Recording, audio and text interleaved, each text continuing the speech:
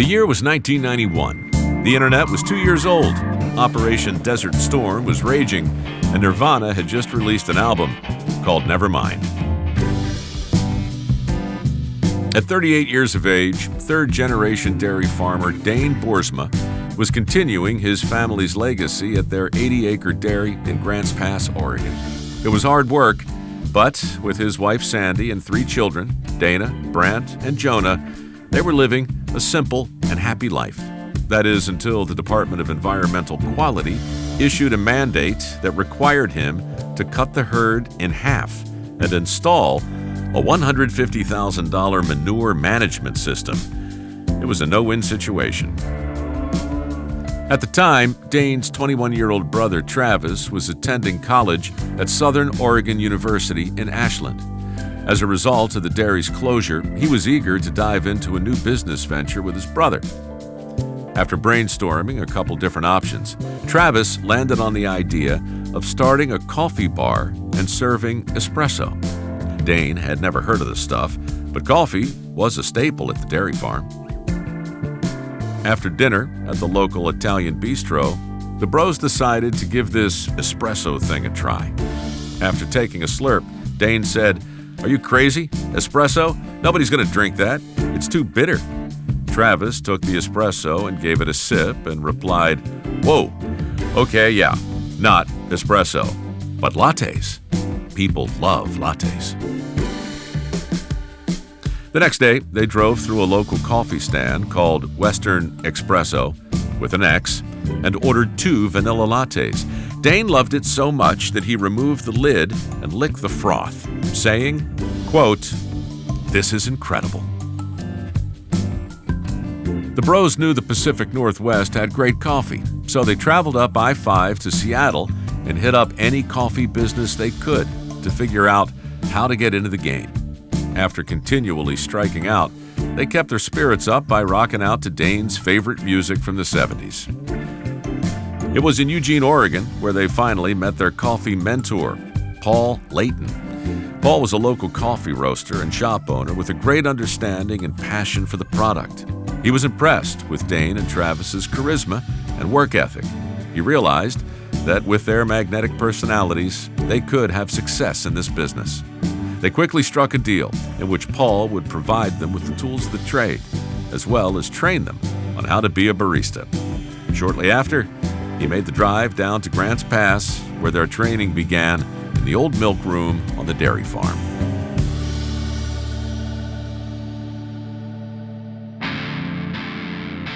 In February of 1992, the bros set up their first push cart beneath a blue pop-up tent at the Town Center Plaza in downtown Grants Pass.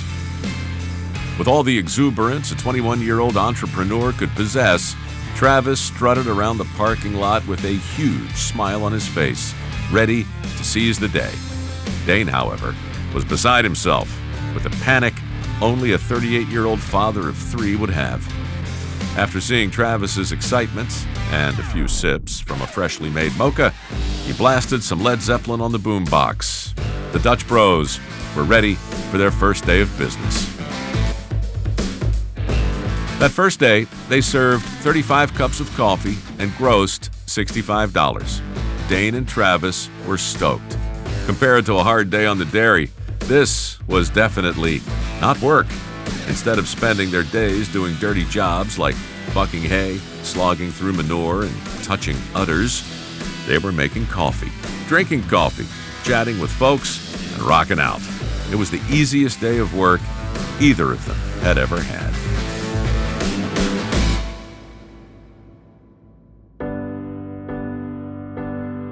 About a year into their Dutch Bros coffee venture, Dane invited Travis over to his double-wide mobile home.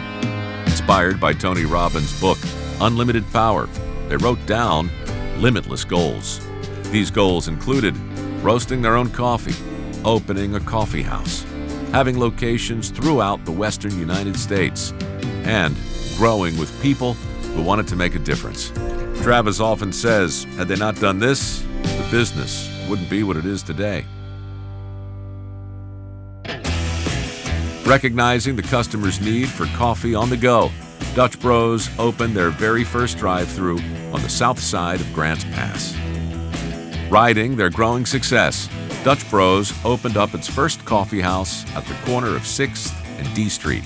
It was a departure from their push cart and drive-thru models and featured additional items like sandwiches and ice cream.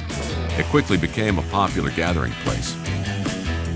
Driven by the desire to have a more consistent quality in their product, Dutch Bros purchased its first coffee roaster, which was installed in the coffee house.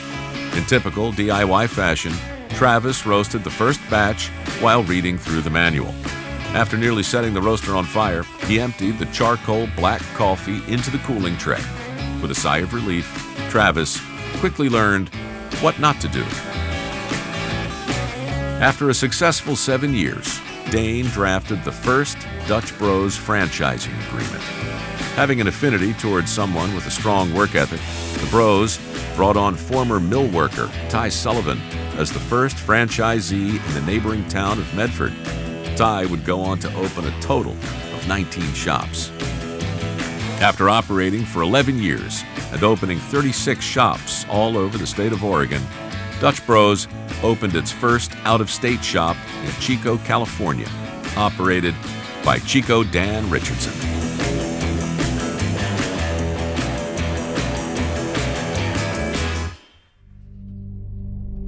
Due to increased demand, Dutch Bros upgraded to a 22,000 square foot roasting facility and headquarters.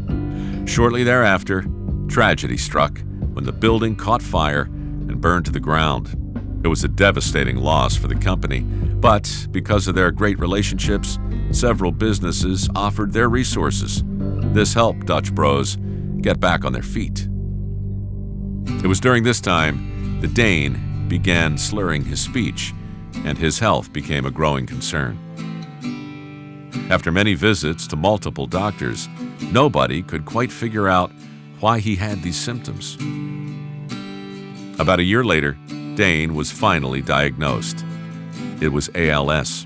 The news was a gut punch to the family and the company, but Dane made the best of it, committing to move the company forward as long as he was able.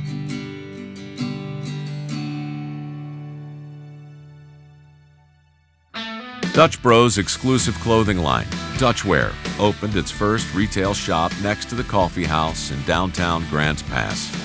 The vision for Dutchwear was, and continues to be, to provide current and cool clothing to our broistas and customers. Over the next 3 years, Dutch Bros opened shops in Washington, Idaho, Nevada, Arizona, and Colorado. In April, the 100th location opened in Albany, Oregon, operated by Aaron Eastman. After 2 years of dispersed operations due to the fire, Dutch Bros relocated all of their operations under one roof. Inspired by Dane's ongoing battle with ALS, Dutch Bros held its first annual Drink One for Dane Day, in which they raised $54,000 to benefit ALS research. In an effort to strengthen culture, Dutch Bros began franchising exclusively from within.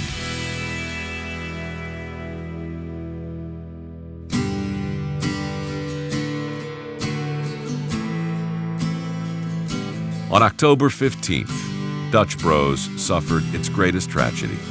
After a 5-year battle with ALS, Dane passed away with his family by his side.